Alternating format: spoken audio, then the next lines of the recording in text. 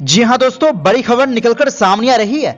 इधर राम मंदिर का उद्घाटन और उधर इस्लामिक देश कुवैत सरकार का खतरनाक फैसला, लाखों लोगों को देश से निकाला बाहर, भारतीयों पर सीधा असर, माफी के नियम बदले। वहीं दूसरी ओर यूएन चीफ बोले फौरन जंग बंद करे इजराइल, आम लोगों का मारा जाना कबूल नहीं। अमेरिका और यूरोप ने नेतन्याहू पर बढ़ाया दबाव। इस बीच इजराइल के खिलाफ दक्षिण अफ्रीका के नरसंहार मामले के समर्थन में बढ़ोतरी, इन देशों ने किया बड़ा ऐलान। यहूदी शासन के लिए बड़ा झटका, नेतन्याहू की उड़ी नींद।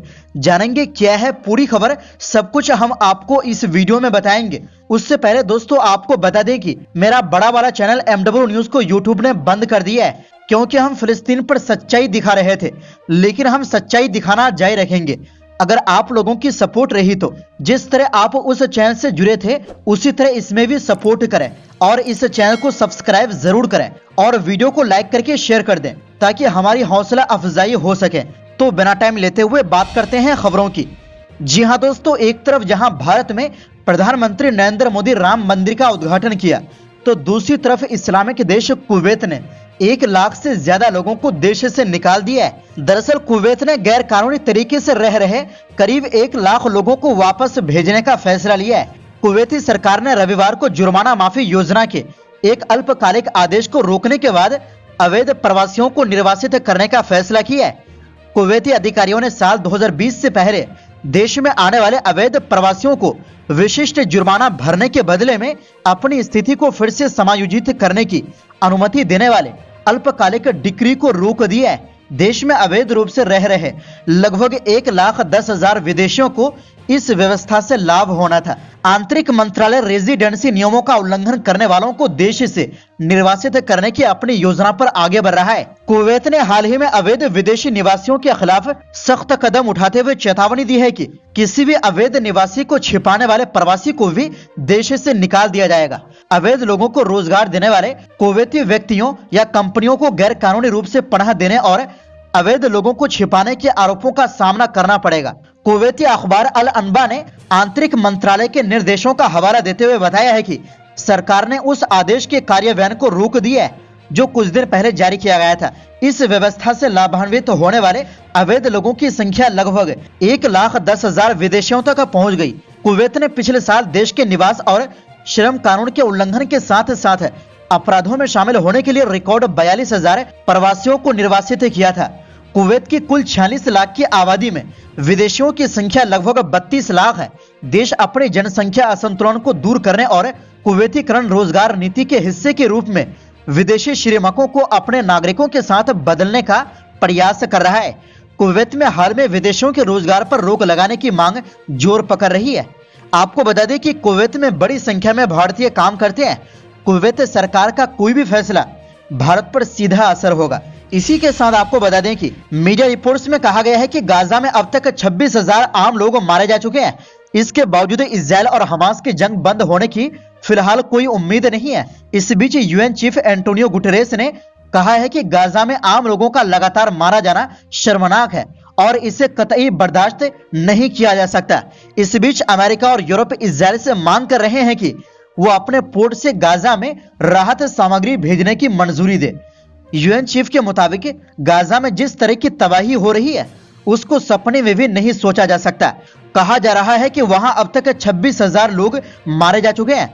हम इसे बर्दाश्त नहीं कर सकते, इसलिए इस जंग को फौरन रोका जाना चाहिए और दुनिया को आगे आकर गाजा में इंसानियत के नाते पूरी मदद करना चाहिए। गुटरेस ने कहा, हम इजराइल से मांग करते हैं कि वो जल्द से जल्द गाजा में सीज फायर का ऐलान करें। इसके अलावा गाजा के उन लोगों को फौरन राहत सामग्री और इलाज मिलना चाहिए जिन्हें इसकी जरूरत है। यूएन चीफ ने इजराइल में 7 अक्टूबर को हमास के हमले के बारे में कुछ नहीं कहा। इस हमले में 1200 इजरायली नागरिक मारे गए थे। इसके अलावा 234 को बंधक बना लिया था। अब भी 132 होस्टेज हमास की कैद में है।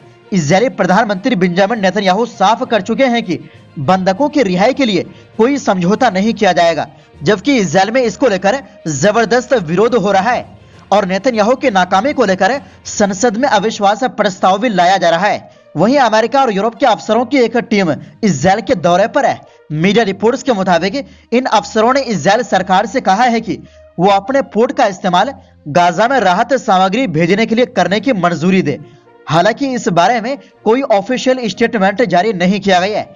माना जा रहा है कि कतर में बातचीत के दौरान कई अफसरों ने इजराइल के सामने यह शर्त रखी है कि बंधकों की रिहाई के लिए धीरे धीरे रास्ते खोलने होंगे और इसके लिए पहला चरण यही है कि इजराइल अपने पोर्ट से गाजा में राहत सामग्री को भेजने की मंजूरी दे। इजराइल ने कहा है कि जब तक ये गारंटी नहीं मिल जाती कि हमास इस राहत सामग्री का इस्तेमाल नहीं करेंगे, तब तक वो अपने पोर्ट के इस्तेमाल की मंजूरी नहीं देगा। इस बीच नेतन्याहू ने फिर जंग रोकने से इनकार कर दिया है। नेतन्याहू ने कहा कि उन्हें अलग फिलिस्तीन देश की मांग मंजूर नहीं है, जबकि इजराइल में लोगों का जबरदस्त विरोध हो रहा है कि आखिर इतने दिन बीत जाने के बावजूद एक भी बंधक को जिंदा वापस नहीं लाया गया। अब उनका धैर्य खो रहा है। वहीं फिलिस्तीन के इस्लामी प्रतिरोध आंदोलन हमास के नेता का कहना है कि इजरायली प्रधानमंत्री ने पूरे क्षेत्र को युद्ध में झोंक दिया है। समा न्यूज एजेंसी की रिपोर्ट के मुताबिक हमास आंदोलन के नेता सामी अबू जोहरी ने अपने बयान में कहा है कि इजरायली प्रधानमंत्री बेंजामिन नेतन्याहू का स्वतंत्र फिलिस्तीनी देश के गठन का विरोध और उनकी जीत का जारी रहना ऐसा स्पष्ट करता है कि वो पूरे क्षेत्र को एक ऐसे युद्ध में उलझाना चाहते हैं जो अभूतपूर्व है। उन्होंने जोर देकर कहा कि पश्चिमी देशों के नेताओं को समय बर्बाद करने से पहले अपनी स्थिति की समीक्षा करनी चाहिए। इसी के साथ आपको बता दें कि जी हाँ दोस्तों, नरसंहार के अपराध की रोकथाम और सजा पर कन्वेंशन के सदस्य देशों में से एक के रूप में दक्षिण अफ्रीका ने 29 दिसंबर 2023 को अंतर्राष्ट्रीय अदालत में एक मुकदमा दर्ज किया, जिसमें अदालत से तुरंत ये घोषणा करने का अनुरोध किया गया कि नरसंहार कन्वेंशन के तहत इजराइल ने अपने जिम्मेदारियों का उल्लंघन किया है। शिकायत में मांग की गई है कि ऐसे सभी कार्यों और कार्रवाइयों को तुरंत रोकना चाहिए जो उन दायित्वों का उल्लंघन करते हैं और इसके लिए कुछ बेहतर उपाय भी किए जाने हैं। अंतर्राष्ट्रीय अदालत ने इजराइल के दायित्वों के उल्लंघन के संबंध में दक्षिण अफ्रीका की शिकायत को मंजूरी देते हुए इस संबंध में सुनवाई की है।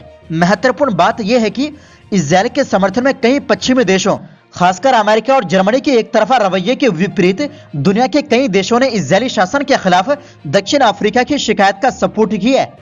इसमें दुनिया के विभिन्न महाद्वीपों और यहाँ तक कि यूरोपीय देश आयरलैंड और बेल्जियम भी शामिल है। गाजा पट्टी में इजराइल द्वारा किए गए अपराधों की निंदा करते हुए आयरलैंड के मंत्री माइकल मार्टिन ने घोषणा की कि ये देश अंतर्राष्ट्रीय सतह पर फिलिस्तीनी लोगों के नरसंहार के लिए इजराइल के खिलाफ दक्षिण अफ्रीकी सरकार द्वारा दायर मामले का भी समर्थन करता है। Court of justice the Hague और इसमें शामिल होने का इरादा रखता है।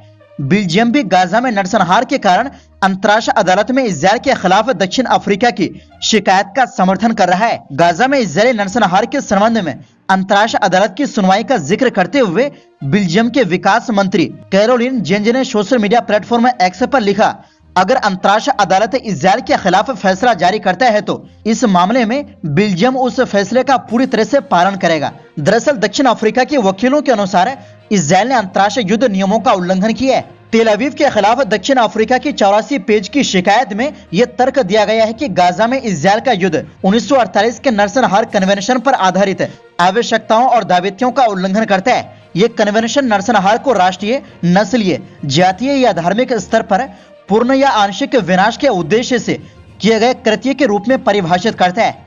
दुनिया के अन्य देशों की तरह दक्षिण अफ्रीका भी गाजा में इजराइल के हमलों को नरसंहार मानता है, क्योंकि उसका मकसद इस पट्टी की आबादी के एक महत्वपूर्ण हिस्से को नष्ट करना है। गुरुवार 11 जनवरी को नीदरलैंड के हेग में अंतर्राष्ट्रीय अदालत ने गाजा पट्टी में फिलिस्तीनी लोगों के नरसंहार के लिए इजराइल के खिलाफ दक्षिण अफ्रीका की शिकायत की पहली सुनवाई शुरू की थी। तो दोस्तों, इस पूरी रिपोर्ट के बारे में आपकी क्या राय है? अपनी राय कमेंट बॉक्स में जरूर दें। इस वीडियो में बस इतना ही।